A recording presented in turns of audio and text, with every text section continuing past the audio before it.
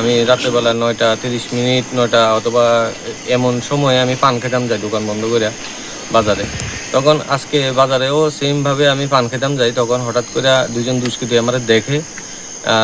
তার নাম হলো গোপাল চক্রবর্তী এবং নিতাই বৈদ্য। গোপাল চক্রবর্তীর বাড়ি হলো শান্তিবাজার তহসিল অফিস সংলগ্ন এলাকায়, এবং নিতাই বৈদ্যর বাড়ি হলো শান্তিবাজার পুরাতন হাসপাতাল রোড মেস্তরিপাড়া এলাকায়। তারা হঠাৎ করে আমার দেখে এবং হঠাৎ করে উত্তেজিত হইয়া আমারে বিভিন্নভাবে গালিগালাজ করে, বিশ্রী ভাষা গালিগালাজ করে।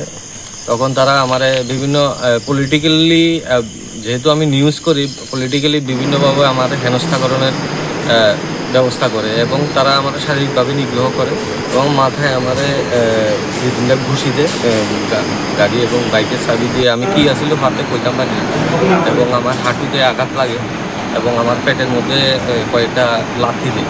তো আমার শার্টে দেখতেন পারেন আমার রাস্তাতে ফালাইয়া মারধর করা হয়েছে। তো আমি এখন শান্তিবাজার থানাতে আইছি। শান্তিবাজার থানাতে আমি আমার এজাহার জমা দিছি। এখন দেখি শান্তিবাজার প্রশাসন কি ভূমিকা পালন করে এই ব্যাপারে।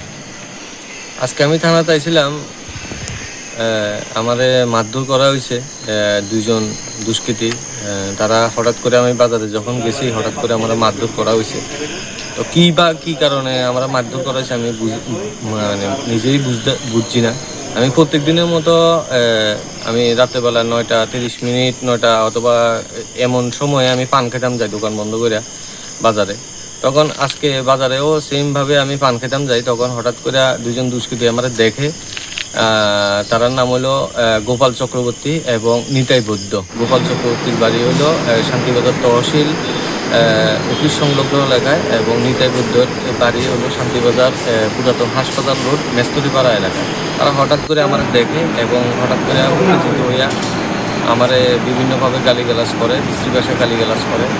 তখন তারা আমারে বিভিন্ন পলিটিক্যালি, যেহেতু আমি নিউজ করি, পলিটিক্যালি বিভিন্নভাবে আমার হেনস্থাকরণের ব্যবস্থা করে, এবং তারা আমার শারীরিকভাবে নিগ্রহ করে এবং মাথায় আমার দুই তিনটা ঘুষি দেয় গাড়ি এবং বাইকের চাবি দিয়ে। আমি কি আসলে হাতে কইতাম পারি না, এবং আমার হাঁটুতে আঘাত লাগে এবং আমার পেটের মধ্যে কয়েকটা লাথি দেয়। তো আমার শার্টে দেখতেন পারেন আমার রাস্তাতে ফালাইয়া মারধর করা হয়েছে।